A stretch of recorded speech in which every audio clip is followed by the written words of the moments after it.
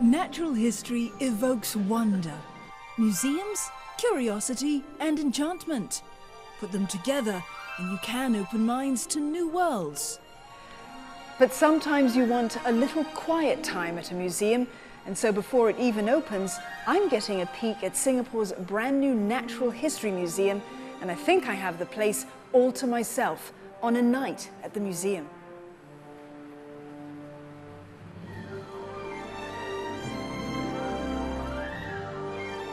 The museum is laid out in some 20 zones spread out over 2 floors. On the ground level, exhibits tell the evolutionary story of the Southeast Asian region, including a zone dedicated to things that used to fly, crawl through the undergrowth, and others that, well, at one time had a little more zing to their sting. There are all kinds of treasures here from the natural world, from the microscopic to the gigantic, the oddly bizarre to the stunningly beautiful.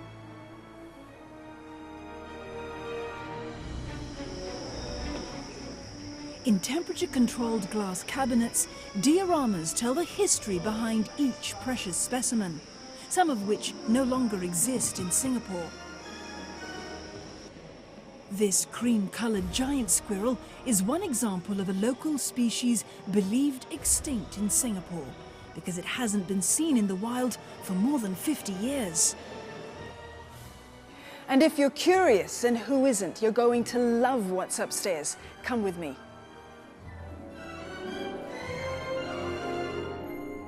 These are the cabinets of curiosity, wardrobes like nothing you've ever seen before.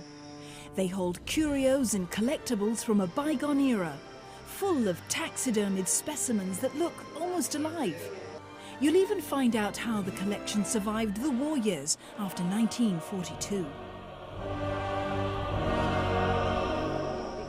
This leather-bound book belongs to part of that story. An exact replica of a natural history book on birds. It was written by Guy Charles Maddock, a prisoner of war during World War II. Maddock wrote the 146-page manuscript while interned for 5 years at Changi Prison. I bump into Marcus. He's one of the museum's officials who knows all about the history of the collection. Marcus points out one of the most significant and valuable exhibits on display.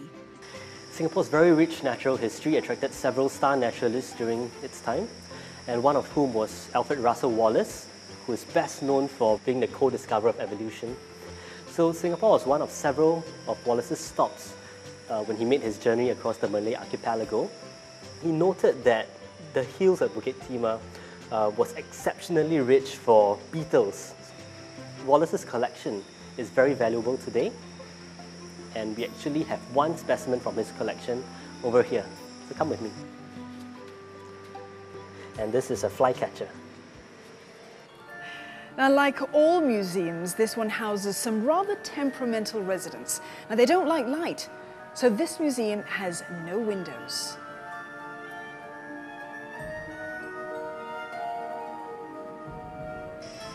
In the back rooms of the gallery is a treasure trove of over 500,000 specimens, making it one of the largest collections of Southeast Asian animals in the region. Too many, in fact, to all go on display. So why did Singapore need so many taxidermied treasures? It turns out the centuries-old collection, like that housed in London's famed Natural History Museum, had its roots in an early preoccupation by the British to, well, collect. What many people may not know is that Sir Stamford Raffles was also a very ardent naturalist. He loved animals and plants, very curious. And his ideas in 1823 were very important. It included having a natural history museum to showcase to the local people what are the natural history treasures of the region and Singapore.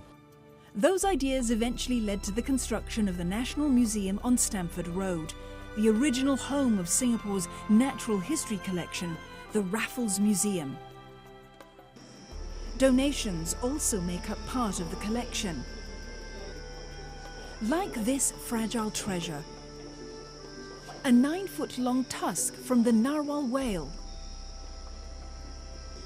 The living animal it comes from is also known as the unicorn of the ocean, for obvious reasons. The 200-year-old tusk was gifted by the Russian government to businessman Whampoa Huakei. He was one of Singapore's pioneers in the 1800s. It eventually ended up in the possession of his great-granddaughter. As a child, I used to run and play around the tusk with my cousins. And during the Japanese occupation, my grandfather wrapped the tusk with newspaper and torn clothing and put it inside old-fashioned bed to prevent the Japanese who took the tusk away or destroyed the tusk. The museum is self-funded, which means every cent for the construction and development had to be sourced from contributions. To date, that meant raising healthy seed funding of some 46 million Singapore dollars. Now, it also meant that the museum could go ahead and complete the purchase of the biggest animals to walk the earth. 3 huge dinosaur fossils from the Jurassic period that are going to get star billing here at the museum.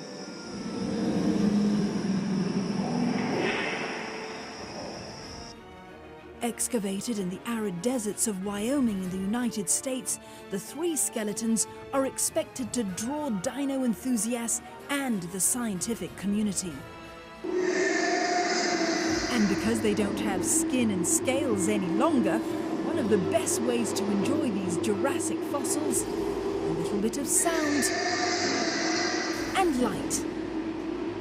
And so my night at the museum comes to an end.